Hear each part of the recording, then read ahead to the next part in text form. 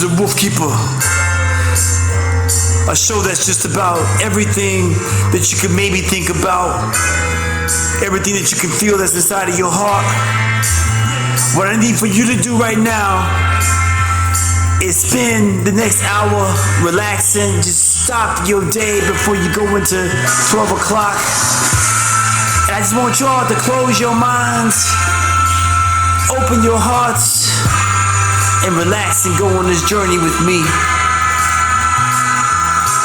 It's a beautiful place that you're about to go, because I want to make you feel, I want to just open you up and think about some things you never really thought about. Right now, the Wolfkeeper. Come on. Good morning, y'all. Come on. It's the Wolfkeeper show. Get ready. Come on, let's go. Yeah. Woo. Yeah.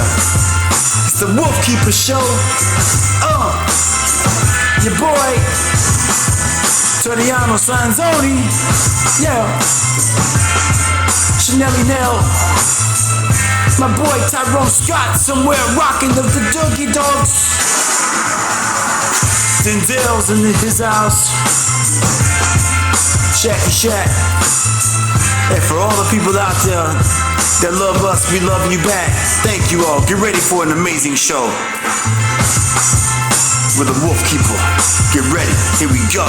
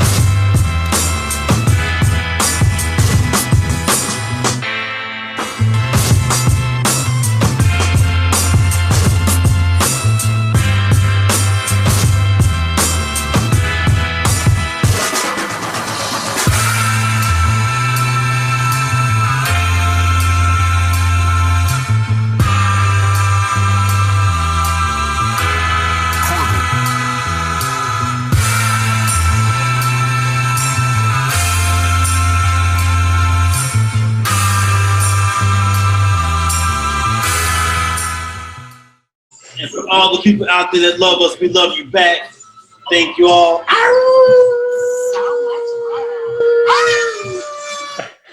Yo, I have a very great person, but before I talk to you, my guests, and we got a lot to dig in today, I gotta say what's up to the magnificent, the most beautiful, the most enchanting, world-renowned from her European world tour, Chanelli Nell. What's going down? Really? That's your name? How you feel? You good? Don't let him fool you. That was the live studio audience right there too, Chanel. You guys. Audience. What's up, brother? I'm well. How you doing, Tori? Mikey, Nevergall. You got it. Is that right? You got it, man. You got it right. Did I pronounce it right? You pronounced it right. That's such an interesting last name. Just the way it looks. Where is that from? You know, so it's funny. When I was growing up, my parents always told me we were Welsh, like Wales. And I met a Welshman at a wedding one time, and I told him that my family was Welsh, and I told him what my last name was, and he goes, "You're not Welsh." And so I feel like a person without a country. We think it's probably German or something like that, but that's so long. You're not Welsh. You're not Welsh. Your mom told you. He's You're like, not. I know every last name in that country, and yours isn't one of them. Damn. Like, just straight up, you're not one of them. What's the most butchered your name gets? It's less about the butchering and more about the nicknames, right? So when I was in, elementary school and middle school, I was never this, never that, never late, never. I mean, you name it, I've been called it. That's awesome. So why we know each other, because we both. I'm a graduate alumni of Gustavus Adolphus College out in St. Peter, Minnesota. My son is there now, class of 2024. And tell us exactly your job position with Gustavus Adolphus College. Yeah. So I'm a gift planner at Gustavus. So what that means is I work with alumni like yourself and other people who are connected with the college.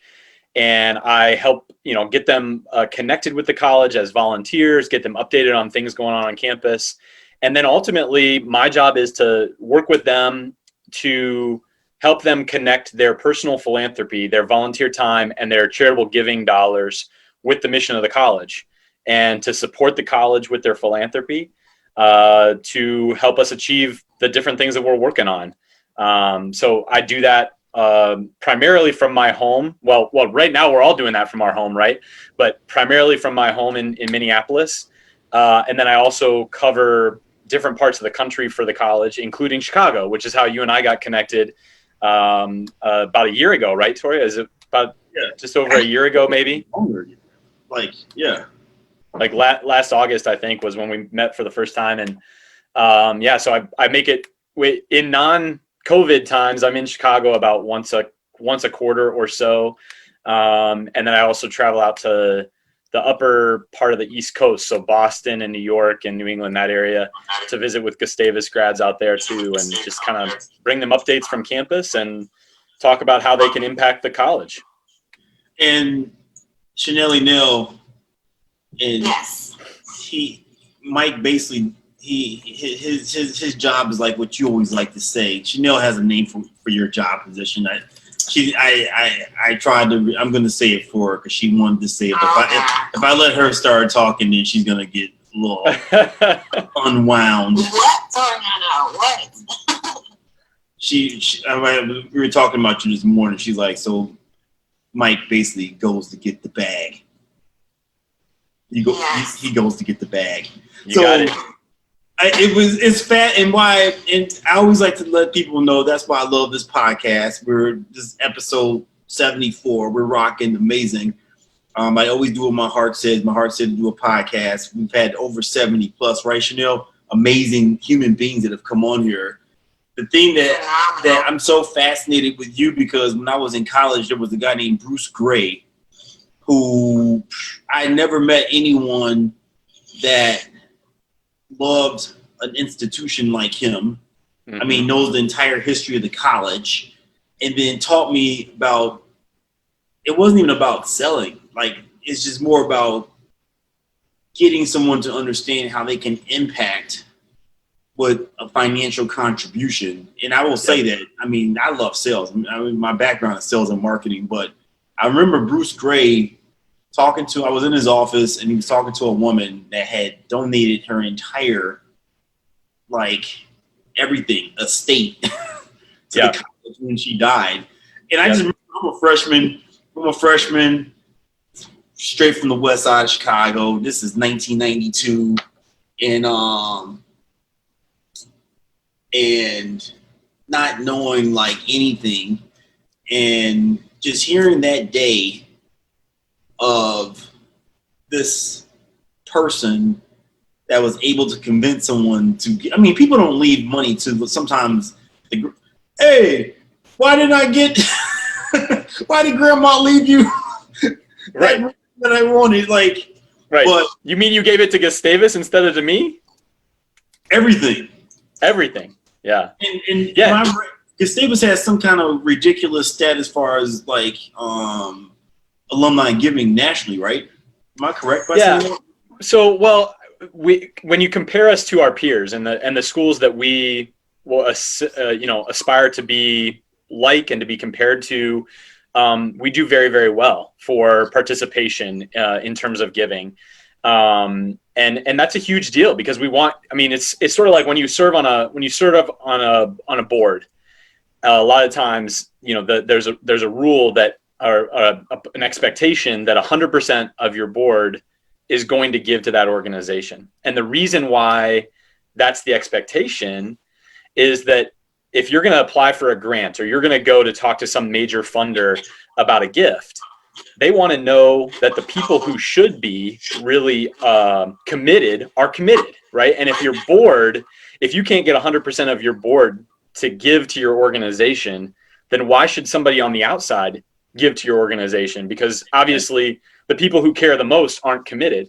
And so having our alumni participate in the life of the college, even 25 years after they graduated, that's a bit, sorry, I didn't mean to out you there, Toriano. 25 years after, but you know, that's a big deal. That's a big deal, you know, because you want people to say, this wasn't just something I did for 4 years. This is part of who I am. This is part of what made me into the person that I am.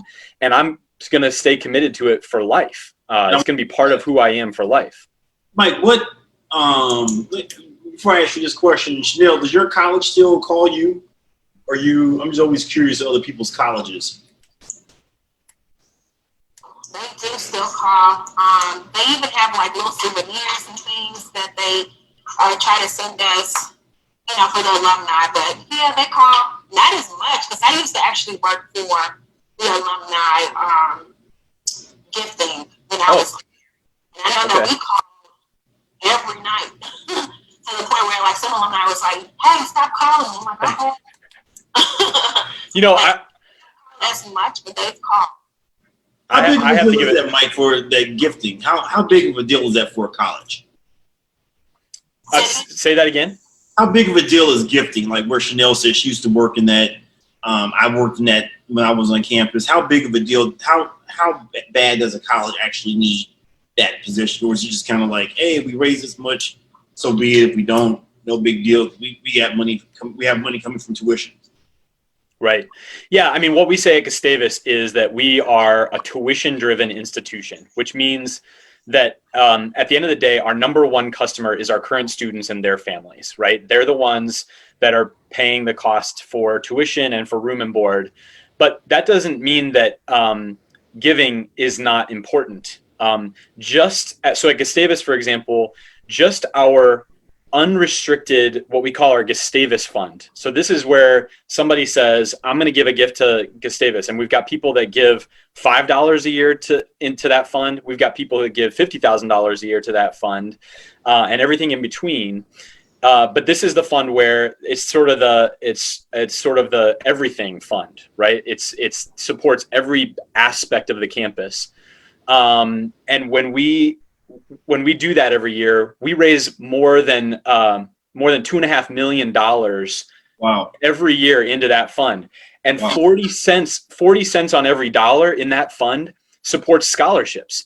So when you think about the life of an institution like Gustavus, philanthropy, charitable giving from our alumni and from other people who are connected to the college, it's vital. We could not do what we do every year if it were not for the giving of our alumni and other friends. Not to mention our endowment, which is the big thing you hear in higher education is endowment. And we're right now in a campaign to raise $225 million for Gustavus. Half of that $225 million is earmarked to grow the size of our endowment. And that then underwrites all sorts of things in terms of scholarships, in terms of support for specific academic programs, support for music ensembles and athletic teams, and you name it. I mean, every facet of the college. It's super. I mean, it's a loaded question. I knew the answer to that. I just wanted to hear it verbalized. It's very important. It's so amazing because a lot of times people don't think like, oh, you know, your giving counts, especially when it comes to colleges that are actually giving it back. I was a recipient, you know, there's no way I would have been able to go to that higher education, which I want to talk to you about higher education specifically, and like why you got involved in higher education. But giving is an important thing. Gustavus, like a lot of the schools in that category of small private schools, they're $250,000 a year to go there. And you know, if it wasn't for giving and scholarships, some students wouldn't be able to financially, and families wouldn't be able to financially go there. A great example of that, Toriano, is, you know, we were very blessed. A couple of years ago, we received the largest commitment in the college's history. We had an anonymous alumni couple that committed $40 million to the college. Wow. It was massive. 40 million. 40 million. And that's going to help us do all sorts of different things is helping us do all sorts of different things on the college campus. And that's amazing, right? What was funny about it was that Mike happened. The bag. Was that you, Mike? That was. I wish I could take credit for that. That, you know, but that kind of gift happens after years and years and years of connection, and I mean that's a next level kind of thing. I had some friends, because I had been at Gustavus about 6 months at that point, and I had some friends joke about like, oh, you work fast or something like that. And I was like, no, I can't take any one little bit of credit for that. But when you receive a gift of that size, you have people who say, I can't give a fraction of that. What does my gift matter when you're receiving a $40 million gift? Right. And the reality, though, is, and to your earlier question, Toriano, 42%, I think, is the number of gifts that we receive every fiscal year are less than $100. So that's where that question of, does my gift, if you're getting $40 million, does my gift matter? You better believe it matters. We can't raise that $2.5–3 million of unrestricted money that we raise every year if we don't have the $10, the $25, the $50 gifts. It's what we like to say at Gustavus is all of us for all of Gustavus. Everybody in the pool, everybody do your part, whether it's big or small, because it all counts and it all matters. So for people that are just signing on, I'm interviewing Michael Nevergall, who is in charge and part of the Gustavus Adolphus College gifting. What's your exact title, Mike? Gift planner. Gift planner. Gift planner. And on a spiritual level, because we talked about this on the Wolfkeeper show, that money, right, Chanel, is an emotional experience.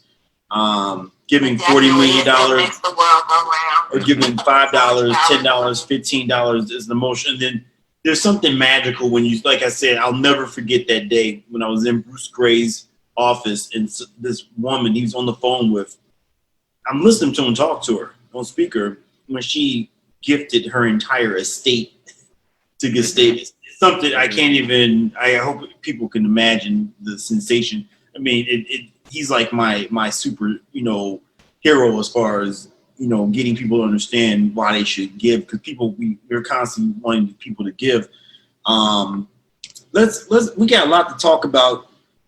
We got to talk about higher education. We got to talk about George Floyd. We got to talk about how George Floyd affected Minnesota, college and, where college is going. But how and why did you want to get involved with higher education? Yeah. Well, I mean, nobody, I say very few people graduate from college or go to college with this idea of, I want to be a fundraiser for a living, right? Like that was not something that was on my radar when I was 18, 19 years old. What's your background? So I wanted to go into advertising. My dad is, interestingly enough, my dad is a Lutheran pastor. Okay. He just celebrated 25 years as a pastor. But before that, he had about a 12-year, very successful career in the advertising industry. Okay. And so as a young kid, I remember him going on these trips. I mean, he traveled a ton and he served clients all over the country. And it sounded really interesting to me and sort of just a fun way to interact with people, to see the world, that kind of thing. And so that's what I wanted to be. I mean, from the time I was like 5-6 years old.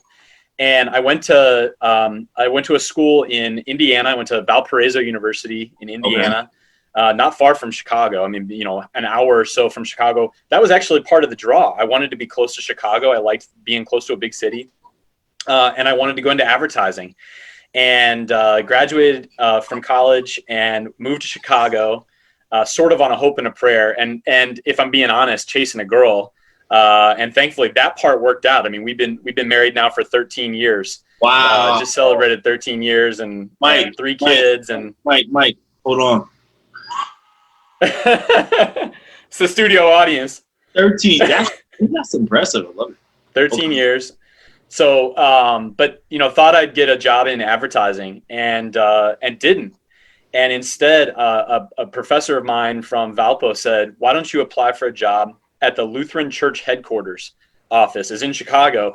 And here I am, a Lutheran pastor's kid my whole life, or most of my life. And I did not know that there was such a place. I did not know that there was a church headquarters office. And I applied for a job there and I got it. And I sort of fell in love with this world of not-for-profits, of work that is deeper than a paycheck. I fell in love with this notion, and in Lutheran higher education, we talk a lot about the concept of vocation. It is that God has gifted you with certain talents and abilities and skills, and has called you to a vocation, to a calling. And for some people, like my dad, that's to be a minister, that's to be a pastor. But for a lot of people, that's to do your work as a person of faith, and to carry out your faith in the work that you do. And I've told people for years, my first job, I was hired 3 months after Hurricane Katrina to work in disaster response. And I didn't have the first clue about what I was doing. And I would meet people on the worst day of their life, right? We would go into communities that had been impacted by a tornado or a flood or a hurricane or a wildfire. And we would meet people on the worst day of their life. Mm-hmm. And it was not uncommon to have somebody just rip me a new one about something that they had experienced, something that they were frustrated about. And I learned very quickly that anger, that frustration, that had nothing to do with me. That was not directed at me. That was them experiencing grief and trauma. And I was sort of the intermediary, right? And even on the worst day of getting yelled at by somebody that I had they had no reason to be mad at me, I still loved my work because it had meaning, because it was something I was called to do. It was a way for me to be practicing my faith in that work. So anyway, that's way more background than you wanted to know. But a friend of mine said, I think you would enjoy the world of fundraising, of development, and encouraged me to join this professional association. And I went to this conference, and I walked in the room and I realized, oh my gosh, I've found this. These are my people. This is what I'm supposed to do for a living. Right. And I've been a member of that organization now for 10 years. And through that, met my current supervisor at Gustavus, Ann Sponberg-Peterson, who I know you know from your time at Gustavus, Toriano. Right. And I had always really admired her and respected her and the way that she did her work, the way she carried herself. And she had been other places and came back to Gustavus a few years ago. And we were talking one day, and she said, I'd love for you to come talk to us here at Gustavus. So full disclosure, I'm not a Gustavus graduate. Most people expect you're raising money for a college. It's because you went to school there. But I went to this interview and I fell in love with the place. I had the chance to meet the rest of the development team and see the way that they were working, the professional way that they were doing their work. But I also had the chance to meet our current president, Rebecca Bergman, and get to see her philosophy, her approach, her vision. And I knew that this is where I needed to be. And I want to jump in because Ann Sponberg, who's a super phenomenal person, came with the Gustavus Bell Choir. And so this is me, 1990, West Side Chicago. Yeah. Old. I am old. 1990. I'm like a junior in high school, and I'm going to my mom's principal at Bethel Lutheran School, which is affiliated with Gustavus. And so here I see these blonde, blue-eyed people, Swedes and Norwegians. Swedish Norwegian on the west side of Chicago, on Keeler and West End, which at the time was just this huge, just drug-infested corner. I didn't even. This is high school. I don't even know a bell choir. So here they are with their ding, ding, ding, just beautiful. I'm just sitting like, this is the most beautiful, angelic thing ever. And then I remember Ann Spomberg was like, you should come to Gustavus for a tour. And then I'm like, okay, is it more of these beautiful bells? And then end up going there, Minnesota during the fall, take this tour, and like, it was just like the most surreal experience. And I'm saying it to say that because that's a special individual that's able to get someone to make a life change, because it's a sale, it's a persuasion, it's a convincing, it's an emotional experience. And people that know me well know that I convince people to do things. But a lot of that foundation came from He's a smooth talker. He's a smooth talker. Well, it's a Gustavus cultural thing, because I saw it. Like, I applied to 3 colleges. Here are the polar opposites. Gustavus Adolphus, Swedish Lutheran College in St. Peter, small town. Small town of like 4,000 or 5,000. Yep. Roosevelt University in Chicago, because my grandfather went there, and Howard University in D.C. So an historically black college, a Swedish Lutheran college, and just Roosevelt right downtown Chicago. Got accepted to all. Ended up going to Gustavus because of all the convincing and persuasion and the whole presentation, blah, blah, blah. And then you and I met, Mike, and some questions when you first, you didn't know what you were getting involved in when you first called me up regarding like giving. Because the first thing I was like, I don't even know if my son would go there, 1. Yeah. 2, it's a college of about 2,200 students. Of that, as far as Black Americans, when I was there, was maybe like 20, 30 of us. So there was a lot of tough times for Black American students while they were there. In my class, maybe we started with maybe 15, and like maybe 5 or 6 graduated. I mean, they were each year someone would leave, say, I can't do this. My white friends would say, this is one of the whitest institutions that I can't believe you're there. Get out. I mean, like my friends that would come visit me from New York or California. And now you've had George Floyd, which set the entire globe on fire. Racial tension, fights, blah, blah, blah. We know the whole thing. And then you had COVID. But why right now should a student of color in wherever, Portland, which is on fire, Rochester, New York, which is on fire. I mean, because obviously you want students from wherever to feel comfortable going. Because let me just give a backdrop before I'm asking you a question. Why should they go there? 1, Gustavus Adolphus College. We've heard of the Nobel Peace Prize, right? Dr. King received the Nobel Peace Prize. Barack Obama, that's a big deal if you get a Nobel Peace Prize. I'm working on getting one now for my podcast. That's my ultimate goal, right? Gustavus Adolphus College, they host the Nobel Conference. These are people that will one day be awarded potentially this prize, this global prize for like basically changing the world. And it all happens in this. So we know the college is the bomb diggity. We know that. I mean, major people. I mean, I've met Betty Shabazz, the widow of Malcolm X there. Spike Lee's been there. I mean, Cornel West has been there. I mean, major people have come out of that place. But why right now would a student of color pack up their stuff and go to Minnesota, this small town, right? Because my son, he went there because like I jumped on the Gustavus team, so he's kind of like triple team between Austin, you all system you have in place and me. He really like, so he's there. I contributed one, right? So, but how, and why would a student color do that right now? Yeah.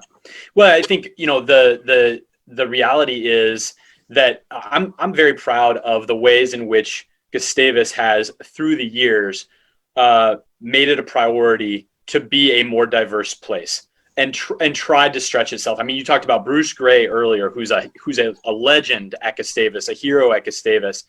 And Bruce was a part of a group of white administrators who, even in the 60s and 70s, were leaving St. Peter and going to mostly black high schools in Mississippi and Louisiana and Alabama, and recruiting students to come to Gustavus and have a completely different kind of college experience. And we're then helping to be caretakers and supporters of those students during their time at Gustavus. I mean, these were students who, you know, they'd never experienced something like a Minnesota winter before, right? And so we're not coming with the right kind of clothes, the right kind of coats, those kinds of things. That was a commitment that those administrators made 50 years ago, 60 years ago, to make it a more diverse environment. But the reality is we've got a lot more to do.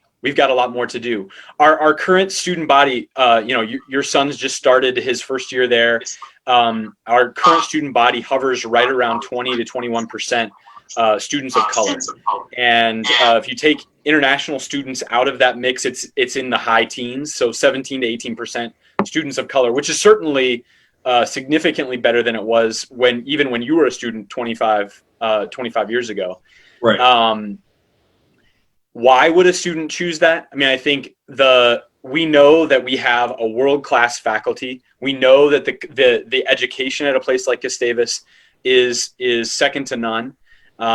We know that we have a very welcoming community in terms of just one of the kind of core values of Gustavus that I've come to really enjoy and appreciate and understand since I've joined the team there is this notion of radical hospitality. I was walking across campus when I first got to Gustavus. I was walking across campus one day, and I asked someone how to get to a particular building or a particular room, and the person said, "Oh, I'll show you." And they walked me there. They took me all the way, you know, out of wherever they were headed. They took me to that place. And I said, "Oh, you don't really have to do that. You know, you can just show me or whatever." And this person stopped and they said, "No, this is important that you understand this. At Gustavus, we don't point, because if it means taking 2 minutes out of my day to get you to where you're going, that 2 minutes is worth it, right?" I thought that was amazing. This notion of radical hospitality. I'm gonna put my stuff on hold to make sure you get what you need. I know for a fact that kind of hospitality is not always extended, and now I'm talking more generally as a society, is not extended to everyone equally and evenly all the time. And that's what we have to overcome. Yeah. And that's you're right, Chanel. It's not, and that's I would say that's a thing that I took away from Gustavus, and why I know the answer to that also. I mean, you go there because you're going to have an experience. You can't even explain it to you there, because it's this magical place, you know, that incubates and creates leaders in some of the world-class education. And let's just be honest. I mean, all education is not created equal, you know, as far as schools aren't. I mean, if you receive $40 million, I mean, you have students that are paying $250,000 a year in some shape, way, and form to go there, right? You get what you pay for. That's, you know, what do you see with virtual education, the future of virtual education? And should virtual education cost the same amount as a classroom? I mean, because do you see classrooms completely one day going away? You know, now that COVID has showed us that there's because some colleges aren't even opening. They don't even want to deal with it. Right. Anyway, Jose, it's all virtual. But we discovered, my mentor and friend and phenomenal human being, Sam Petrotta, he was saying this 5 years ago, that colleges should be virtual, that a person should be able to get a Gustavus Adolphus type of education, a Harvard education, or wherever, a Yale education, a Roosevelt education, and be able to do it online. We have all the technology to do it. I mean, we can design PlayStation games that look 3D and real, where you can see the sweat knocked off somebody's, eyebrow, and playing NBA 2K, whatever those things are, right? So we know we have the technology to make amazing, these high-tech online education. Do you see that being a future? Like one day, there'll be a combination of, complete. I mean, because they already have online, of course. There's places, but do you see there being a hybrid where a kid in Kenya, Nairobi, can take Gustavus online? And if so, are those going to be the same? Would those be the same cost as the quarter mil? Sorry, my phone went out on me there for a second. So let me talk a little bit about our. Can you hear me, Toriana? Lost you, Mike. No. Now can you hear me? Yeah. Yeah. Sorry, my. Same thing. I brought up the virtual education. It's something like, don't say it. Right. You were trying to say, let's take Gustavus virtual 100%, and the universe like contracted on us, I think, there for a second. So let me tell a little bit about our reopening plans, because I think that's an important thing to think about. We closed down March 13th was the last day that we had students on campus in classes, and we are a fully residential college. We did not have really any capacity or any technology or any infrastructure in place to do online course delivery. Okay. And in 3 weeks, our faculty rallied and took what was a fully residential college to a fully online college. We sent all of our students home, and we became a fully online college over the course of a 3-week period. I think that's remarkable. I mean, I just think that there's nothing short of miraculous, frankly, that they were able to, not to say that there weren't some technical hiccups along the way, because I'm sure that there were, but the fact that we were able to finish our academic year in the face of COVID and do that online was an amazing thing, and our faculty are to be applauded for the work that they did to make that possible. You know what, Mike? Not to cut you off, like taking some online classes, and those by far are more intense to me than like being in class. How so? Online classes, I just think they required a lot more. I think they, try to engage you more, with the schoolwork. It was just way more intense to me, as opposed to like going to class, actually being there. And I'm just like, this online. I've taken some few online classes, and I'm like, you know what, they can have it. I know for me, when I did my master's degree at a small school in Chicago called North Park University. It's up on the north side, Lawrence or Foster and Kedzie. Yeah. A great school. And I did my master's there, and I did a couple of my classes online. And I'm very much the kind of person that wants the interaction and the conversation with my peers and wants to learn from them. And I didn't love the online format because it felt more forced. It felt more like, the discussion was a little more stilted than you would get in a classroom. But I also know that people like myself who like that in-person format tend to not do a great job all the time of creating space for people who are a little bit more timid or a little bit quieter to get their word in, right? And so one of the things I think is a little bit more daunting about online education is there's no place to hide, right? Like if you're a person that doesn't like to talk up in class, you're gonna have to comment on things and do things in an online setting that you might not have to do in an in-person setting. So I think there's pros and cons to both. Over the summer, we were lucky enough to we benefited from a generous contribution to equip a number of our classrooms on campus with new technology, new cameras and screens and speaker systems and other kinds of things to help us be able to more easily deliver online education, because we knew that we were going to be doing that this fall.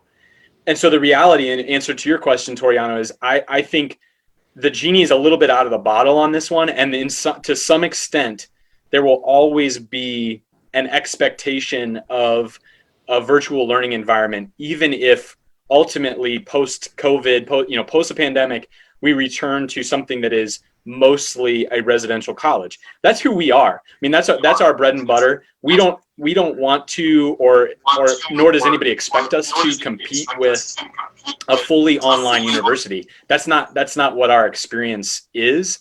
And yet I think people will always expect that some element of that will be available, that we'll be able to do that in some form or fashion. Mike, go ahead. Let me ask you this question. So we're chewing up so much time. This has just been amazing. I have so many questions to ask you. I'm talking too much. No, you're giving great information. This is phenomenal, because I mean, this is great because some parents, honestly, that a parent that's getting ready, I mean, that has a senior in high school, should really listen to this right now, because there's a lot of stuff, and May will be here before you know it, of 2021, and you got actually if you're a senior, you're kind of behind the 8 ball if you haven't already started. I mean, if you're just now starting the process, yeah, you're a little behind. Yeah, you're a little behind. So actually freshmen, sophomores should be listening to this, doing some planning. So this is great information. I've been getting so much feedback from different people, because every podcast has been super educational. Here's a question for you. What resources, because students right now, freshmen in college, right? Just being a freshman, period, is tough. I mean, I was on academic probation like my first year and a half, because it's truly a superior education. It's going to kick your brain's butt, right? Your brain is going to have to step up to the plate. So you got your regular, I'm a freshman, just trying to not flunk out, number one. But now you have post George Floyd, which not really post, because that was only May, June, right. July, August. That was only 4 months ago, right? Mm-hmm.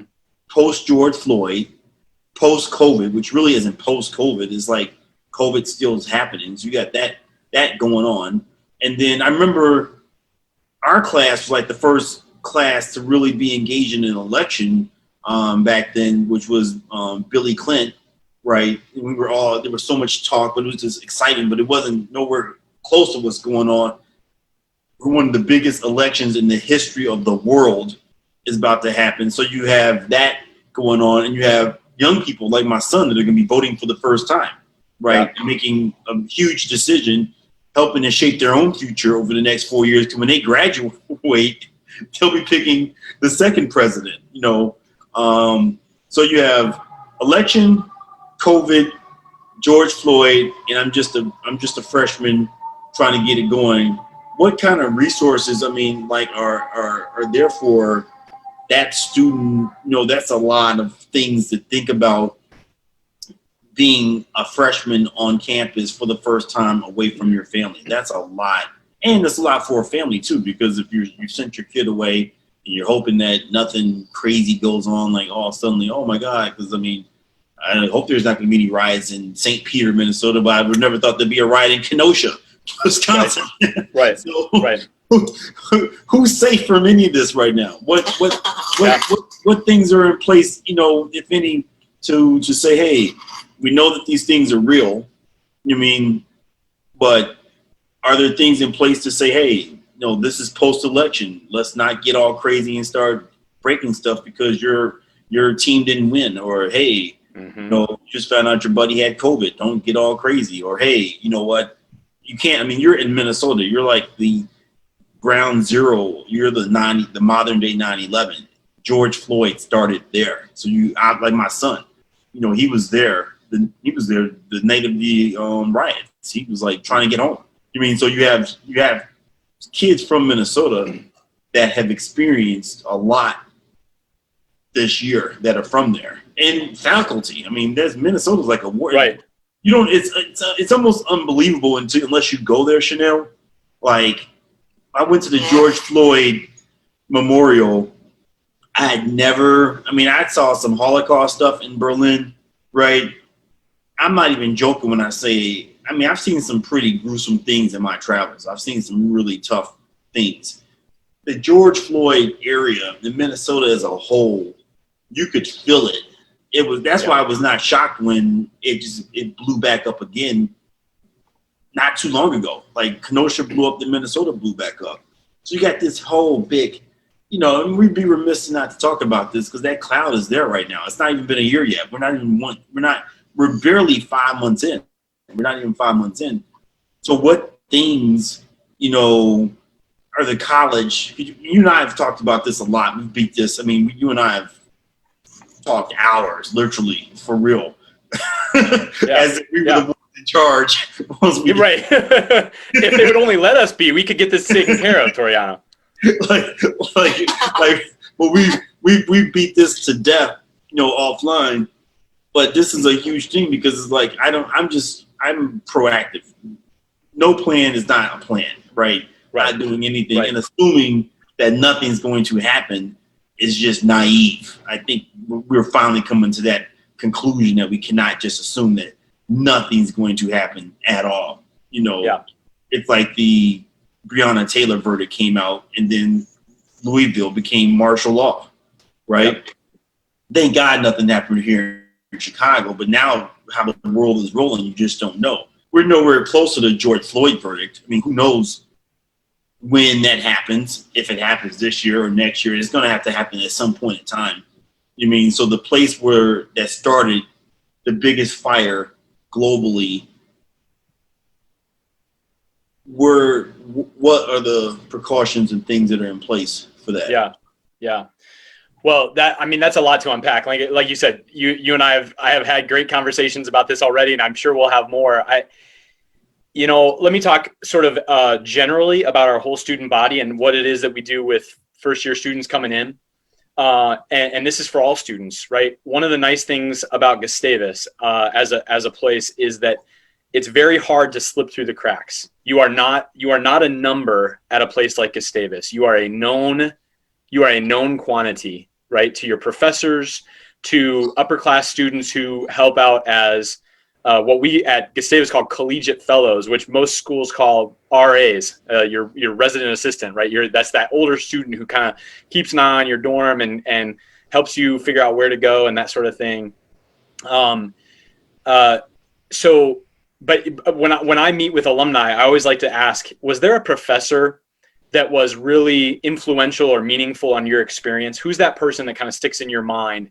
Right. And without fail, people can name at least one, but usually it's two or three or more that, this person, helped guide me this way. This person they checked in on me this time. I was speaking with an alum recently who said, I decided it was a nice spring day. I decided I was going to cut class and have one of my buddies sign me in or whatever. And I got a call during the middle of the class. The professor stepped out, went to his office and called and said, I see you signed in for my class, but you're not here. And I'm wondering if everything's okay. Right. And that's, if you're at a large state school where you're in a lecture hall with 300 people, that does not happen. Taking a math class of my notes. I'm like, no, I'm like illiterate in math, and you guys are teaching all these formulas, and I have not clue. Right. So, but if you're one of, teenagers or whatever, to go to small community schools so that you can get that one-on-one learning, because those big lecture halls, sometimes they're good and sometimes it is just it's overwhelming. Right. So if you're in a classroom with 15 or 20 people, you can't escape, right? You can't blend into. So people are going to check in on you, and they want to make sure that you're doing okay. Now, how about resources for students of color? Because the reality is, everybody this year has been a traumatizing year for everybody, between the pandemic and the uprising, but obviously, especially so for our students of color. And that trauma is not new. That trauma is an ongoing thing. We have made, our board has made, our leadership team, our cabinet has made significant commitments over the last few months since George Floyd's murder to do even more in terms of resources for our students of color. One of the things that we've done very tangibly is we've added 2 new staff people in the counseling center, whose primary job, both are women of color, and their primary responsibility is to work with students of color who need help, who need to talk to somebody, who need to work through what these last 6 months have meant for them, and help them cope with that. So that's a huge step. Two new people in the counseling center. Every employee at Gustavus is going to go through anti-bias training and learn about unconscious bias and how that affects our decision making and how that affects the way that we do our work. I'm in a book study group right now with several of my colleagues for this book called Color of Compromise. We're going to talk about the first few chapters this afternoon. It's a book about the truth. The subtitle is The Truth About the American Church's Complicity in Racism. So that's just an example of some of the things that we're doing. We're having a third-party organization come in and do an audit of our bias response team. So when a student says, I've experienced an instance of bias, we have a bias response team. And that bias response team, that whole process for how those are handled is going to be reviewed by an outside party to help us better understand if that's actually working for our students of color or not, or for all of our students for that matter. And then we're also going to have, later this year, we're going to do what's called a campus climate survey, where we ask, and that's not climate like the weather, that's climate like the attitudes, what's the environment like on campus, what's the feeling on campus, and asking students to respond to how is it that you're experiencing Gustavus, that radical hospitality, that radical welcome that I talked to before. Is that your experience too? Is that this person's experience? Is that uniformly an experience across campus? Right. Or is it only true if you look a certain way, if you act a certain way, if you are a certain way? And if that's the case, then what do we do to start to make sure that that's a more equitable and more inclusive experience? And then finally, I'm just rattling off some things here, but we have on campus what was called the Diversity Center has been renamed the Center for Inclusive Excellence. And the idea behind that name was the director of that center talks about hearing our student tour guides come by, giving tours to students. And if the student was white, they would say, that's the Diversity Center, and you don't have to be a black person to go to the Diversity Center. And he realized through that people didn't understand it. Like they weren't getting the reason for this, right? Originally, the Diversity Center was meant to be like a haven, like a safe space for students of color, but it has grown to be something that is meant to be more inclusive. That's sort of like, hey, we're all in this together. And so we're going to move their actual physical space on campus into a larger space to give them more room to work with, so that professors can have their office hours in there, so they can have meetings in there, so that the Diversity Center is not just something for the black and brown kids, but the Center for Inclusive Excellence is something for everybody, right? Mike, I want to chime in right there. I mean, that just hearing that right there by itself is huge, because a lot of times we think diversity, or like when I was there, was the Black Student Organization, which basically was just the black kids that were like, voicing their concerns, voicing their issues, doing their own events. And those organizations are important, right? We don't want to minimize that those organizations have a place. Absolutely. But you definitely, there has to be a across the board diversity in us. I mean, like you and I mean, you're a white male in America. I'm a black male in America. You and I mean, have racked up hours on the phone. First time I talked to you, we racked up hours talking. On a super basic level, people just feel like, hey, we can't be friends because of the color of your skin. Just on a super basic level. That they never learned that, and they just didn't learn that at all. And that's a lot what our world is experiencing right now. You've given so much just information. I really want people to listen to this, especially parents that had children that are, young adults that are on their way to college. Gustavus, obviously, I'm biased because it changed my life. I would never thought that a place in St. Peter, Minnesota, of all places, would have allowed me to travel the world, studying abroad, music program. I had job offers when I graduated from there. My son, obviously I supported. I'm paying for my son to go. You're right. I'm not just talking it, but Mike, I want to thank you so much.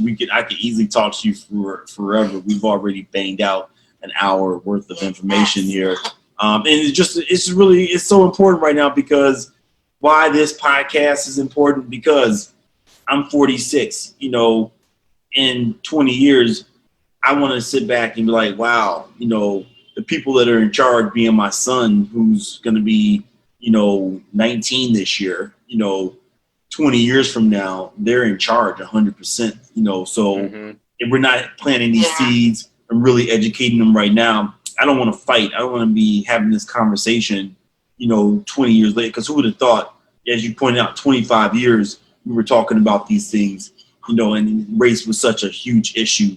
Here we are. George Floyd's situation should not have happened.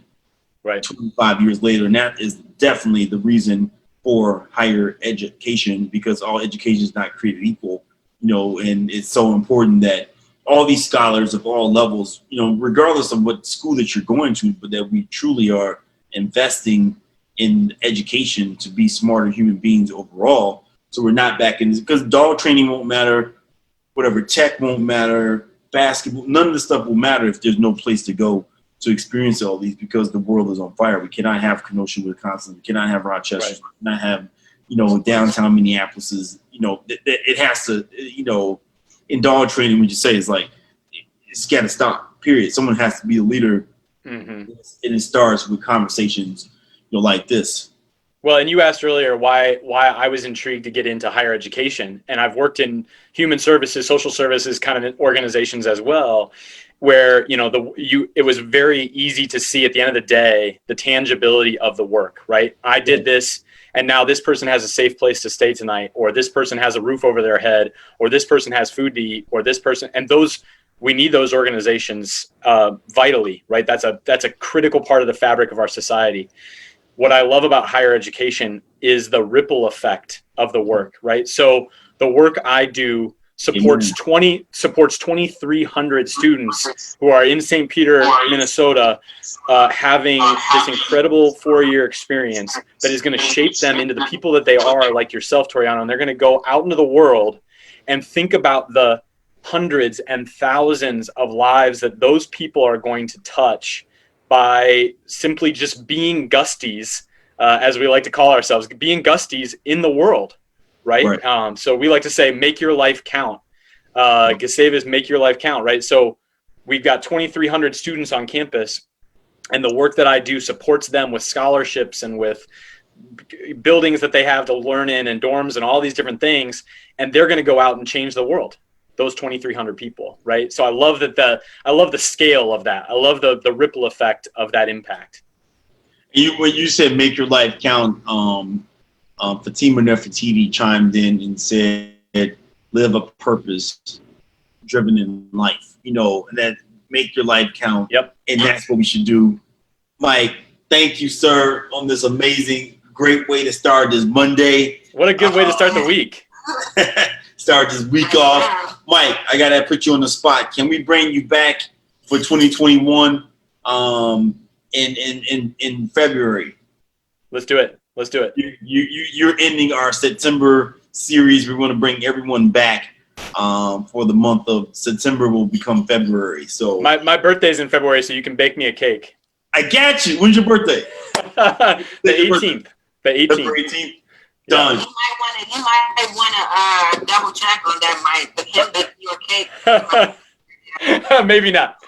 I'm going to put my assistant on it right now. Chanel, I need you to start researching different favorite potential cakes for Mike. I'm going to guess Mike's cake February 18th.